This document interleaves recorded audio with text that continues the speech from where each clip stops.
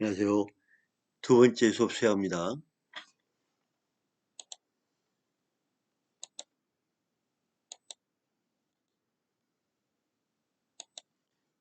인과관계의 객관적 기속 부분인데요.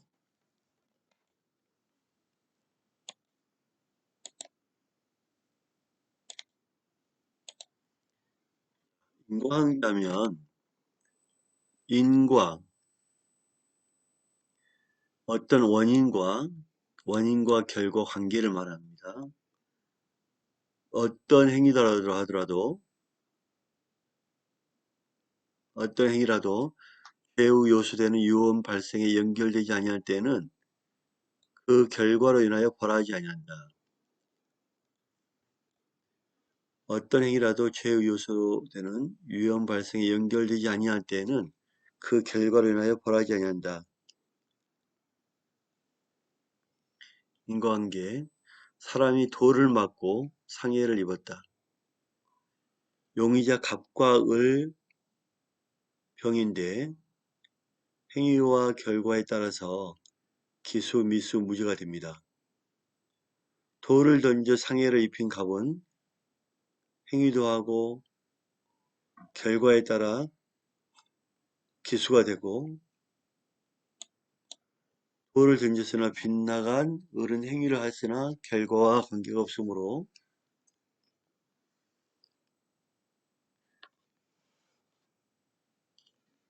미수가 되고, 돌을 던지지 않는 병은 무죄가 된다. 자, 첫 번째 판례 다시 한번 볼게요. 사람이 돌을 맞고 상해를 입었다. 용의자 갑을 병인데 행위와 결과에 따라서 기수, 미수, 무죄가 된다. 돌을 던져 상해를 입힌 갑은 행위도 하고 결과는 관계가 없으므로 미수가 되고, 돌을 던지지 않는 병은 무죄가 된다. 17조는 위의 사례에서 의리의 경우를 말하고 있다.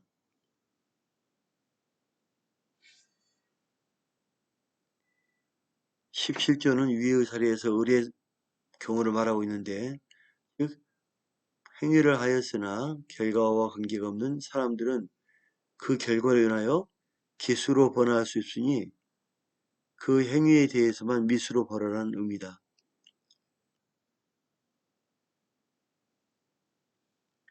17조는 위의 사례에서 의리의 경우를 말하고 있다. 행위는 하였으나 결과와 관계가 없는 사람은 그 결과로 인하여 기수를 번할 수 없으니 그 행위에 대해서만 미수로 벌하는 의미다. 실조 인과관계죠.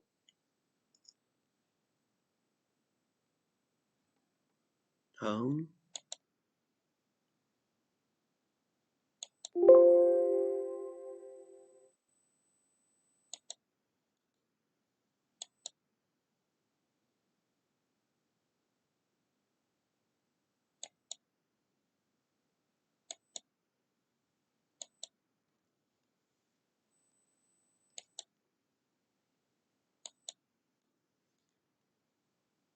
자, 인과관계 유형을 볼게요.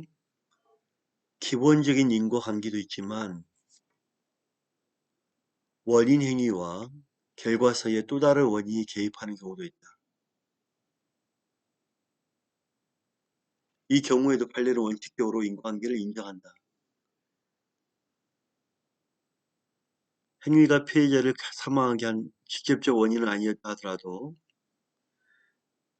그러한 행위가 피해자를 사망에 간 직접적 원인은 아니었다 하더라도 이로부터 발생된 다른 간접적 원인이 결합되어 사망의 결과를 발생한 경우에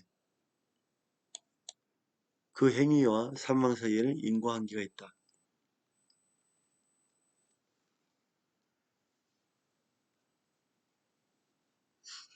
행위가 피해자를 사망하게 한 직접적 원인은 하더라도 이로부터 발생된 다른 간접적인 원인이 결합되어 사망의 결과에 발생하게 한 경우 그 행위와 사망 사이에는 인과관계가 있다. 판례는 인과관계를 상당 인과관계라고 표현하며, 자, 상당성 있는 인과관계,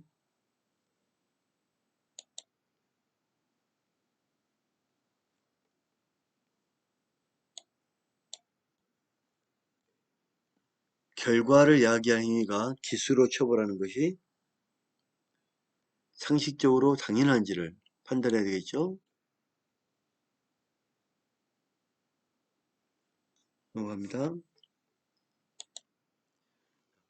상당 인과관계 인정, 상당 인과관계를 인정했는데 사망사고인 경우이죠. 피고인의 집요한 교제 제의를 피해자가 거절하자 피고인이 피해자에게 상해를 가했고 이를 피하려 하다가 차량에 치여 사망하였다면 피고인의 유의 행위와 피해자 사망 사이에 뭐다? 상당 인과관계가 있어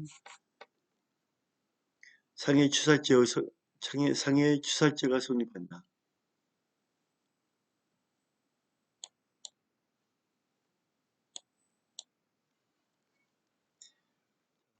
피해자의 뺨을 강타하여 고혈압으로 사망한 경우 피해자가 평소 병약한 상태에 있었고 피고인의 폭행으로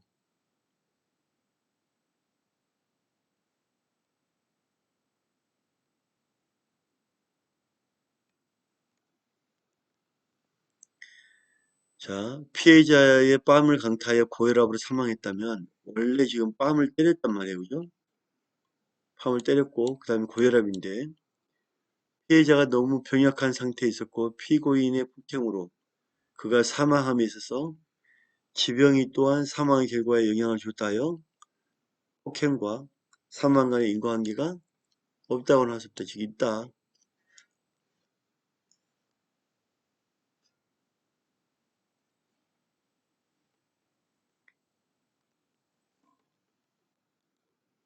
자, 피해자가 피고인에 의한 자상으로 피해자가 피고인에 의한 자상으로 급성심부전증을 발생하여 음식과 수분의 섭취를 철저히 억제함에도 불구하고 자, 배에 칼이 찔렸는데 수술을 한단 말이에요.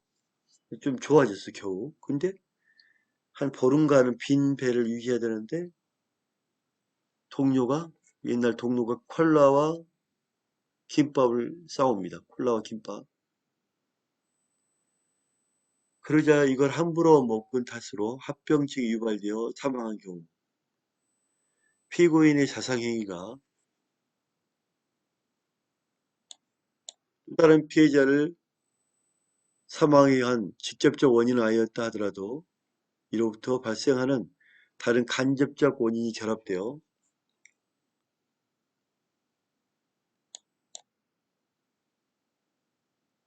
사망의 결과를 발생하는 경우라도 그 행위와 사망에 관한은 뭐다? 인과관계가 있다. 인과관계가 있다. 상당 인과관계를 부정하는 사망사고죠. 서로 시비하다가 피해자를 떠밀어 땅에 엉덩방아를 짚고 주저앉게 할 정도로 엉덩방아를 짚고 주저하게 할 정도에 지나지 않은 것이었고 피해자는 외관상 건강하여 전혀 병약한 흔적이 없는 자인데 사실은 관상 동맥경화 및 협착 증세를 가진 특수 체질이었기 때문에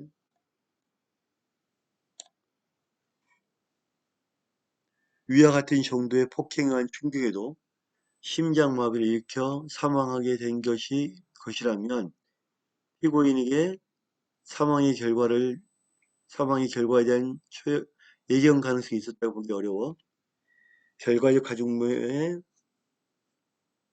가중범, 폭행치사죄로 의율할 수 없다.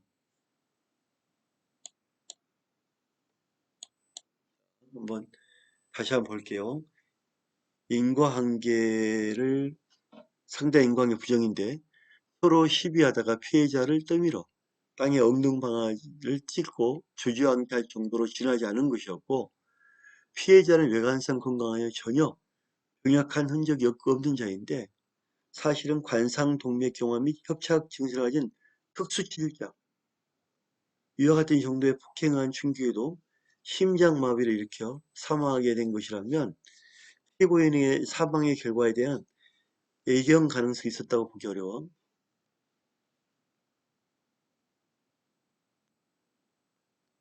결과적 가중범, 폭행치사죄로 의율할 수는 없다.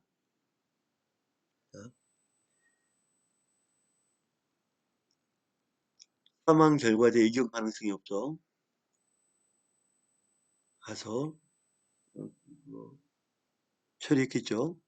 피고인의 선단의 책임선이 이 부분은 좀 이따 지금 보고요. 일단 결과적 가중범인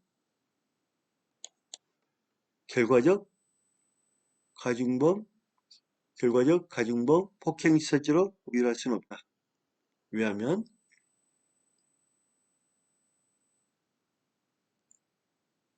이렇게까지 나왔는데 부족한 부분은 외관상 건강했고 단지 특수 체질이었기 때문에 죽은 거다. 살짝 엉덩이 한번 밀었다고 해서 넘어질 엉덩방아를 찔 정도 살짝 밀었는데 인과관계 인정한다? 아니죠. 따라서 특수 체질이었기 때문에 결과적 가중범 폭행치사죄로 의뢰를 할 수밖에 없다. 자, 피고인의 선단의 책임선 피고인 선단의 책임선 여러 배들이 있죠. 배 단체의 책임선인 일복리모의 선장으로 조업 중이었다 하더라도 피고인이 종선의 선장에게 조업 지시만 할 수 있을 뿐 선박의 안전관리, 각 선방의 선장이 책임지도록 되어 있다면 그 같은 상황하에서 피고인이 풍랑 중에 조업의 종선에 조업 지시를 하였다는 것만으로는 종선의 풍랑으로 인한 매몰사고 사이에 인과관계가 성립할 수 없다. 선단의 책임서는 큰 거에 대해서만 얘기를 하고 즉 그 큰 거에라는 건 뭐냐면 조업상의 지시 이렇게 조업하십시오 라고 조업상의 지시를 할 수 있을 뿐 선박의 안전관리는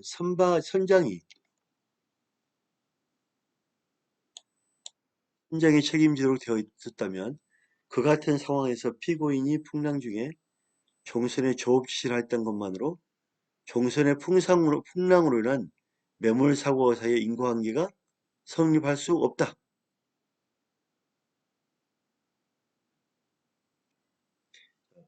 이만큼 그 판례를 보면 역할이 좀 중요하죠. 그죠? 역할. 상당 관계를 인정할 때 사람이 죽었지만 특수체질자였다. 또 하나는 선단의 책임자는 조업상의 지시만 하지 어떻게 뭐 예를 들면 꽃게의 몇 센치 이하는 잡으면 안 된다. 선박의 안전관리는 각 선박에 누가 책임진다? 선장. 선장이 책임지도록 되어 있다면 그와 같은 상황에서 피고인이 풍랑 중에 종선에 조업 지시를 했던 것만으로는 종선의 풍랑으로 인한 매몰사고 사이에 인과관계가 성립할 수 없다. 이렇게 보면 되겠죠?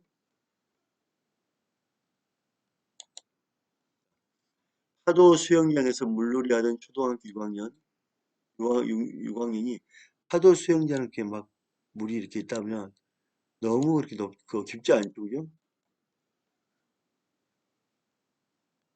초등학교 6학년이 수영장 안에서 엎어져 있는 것을 수영장 안전요원이 발견하여 인공호흡을 실시한 뒤 의료기관에 후송하였으나 후송 도중 사망한 경우 그 사망 원인이 구체적으로 밝혀지지 않는 상태라면 왜 죽었는지 원인이 구체적으로 안 밝혀졌다면 수영장 안전요원과 수영관리의 책임자에게 업무사 과실이나 인과관계를 인정하기는 어렵습니다.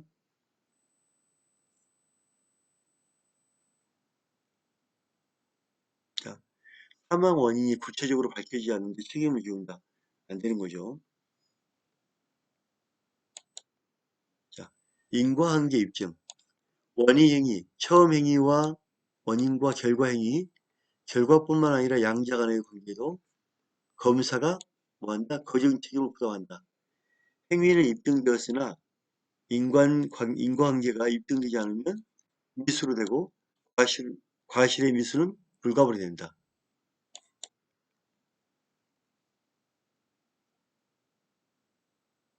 검사가 거정 책임을 부담한다.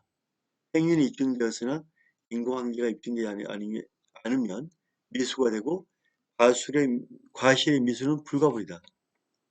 할려볼게요. 선행교통사고와 후행교통사고 중 어느 쪽이 원인이 되어 피해자가 사망에 이르게 되었는지 밝혀지지 않은 경우 후행교통사고를 일으킨 사람의 과실과 피해자 사망 사이에 인과관계가 인정되기 위해서는 후행교통사고를 일으킨 사람이 주의 의무를 게을리지 않았다면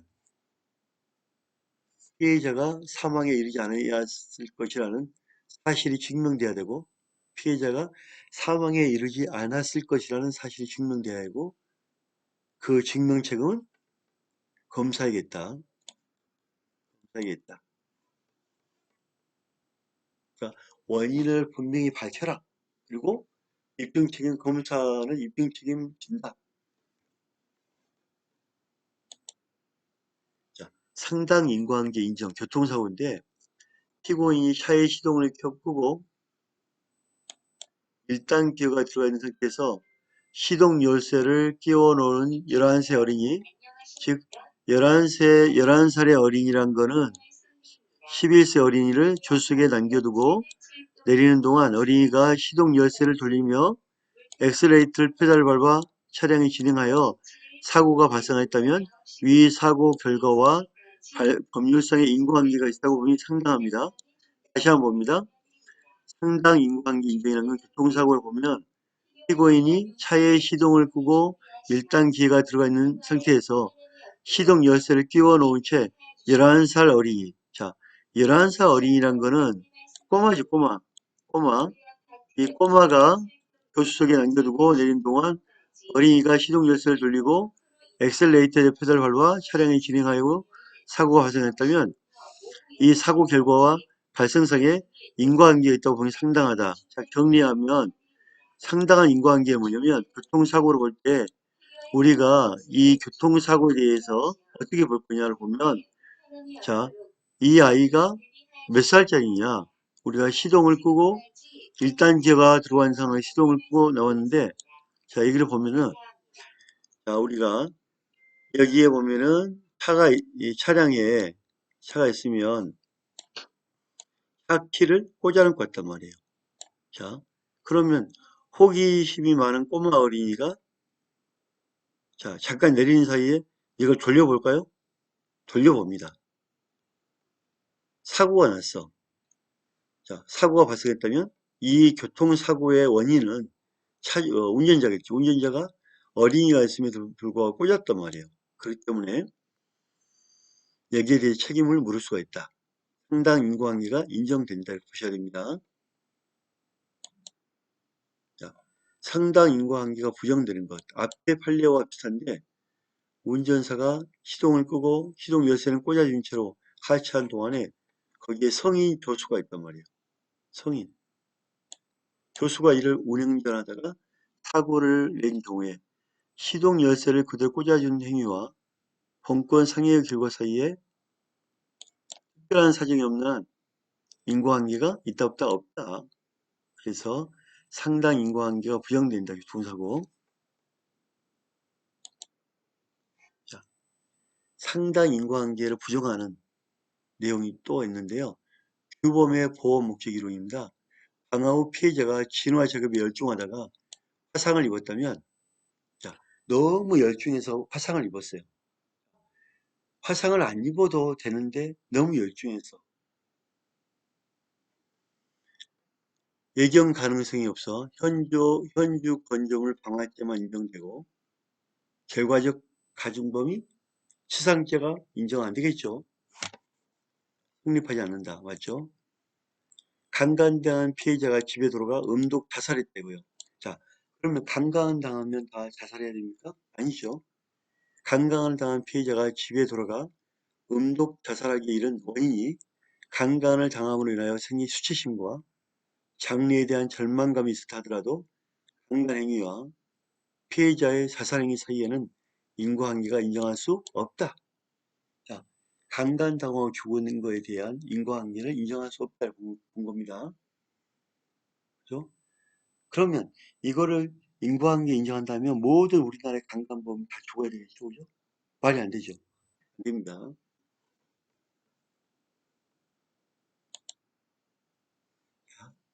피고인의 택시가 이미 정차하여 있다. 이미 정차하여 있는데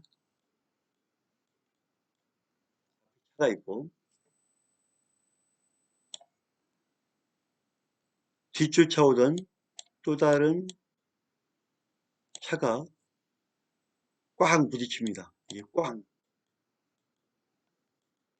꽝 부딪히니까 밀리면서 또 앞차가 바닥겠죠.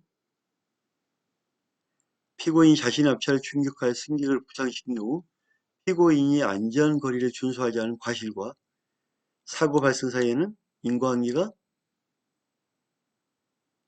부정된다. 그러니까 이 갑이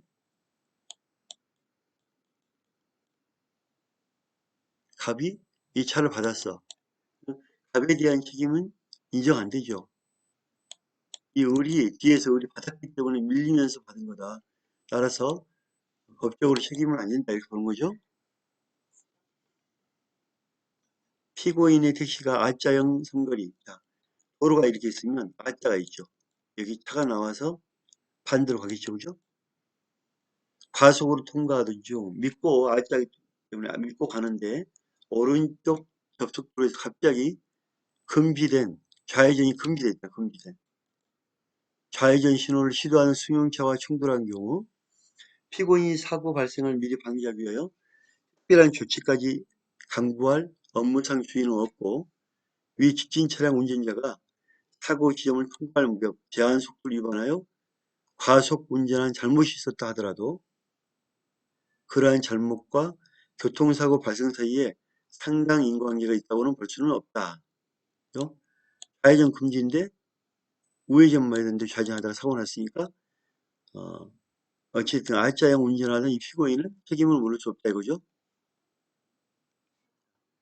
두 번째 수업 하느라 수고했습니다. 감사합니다.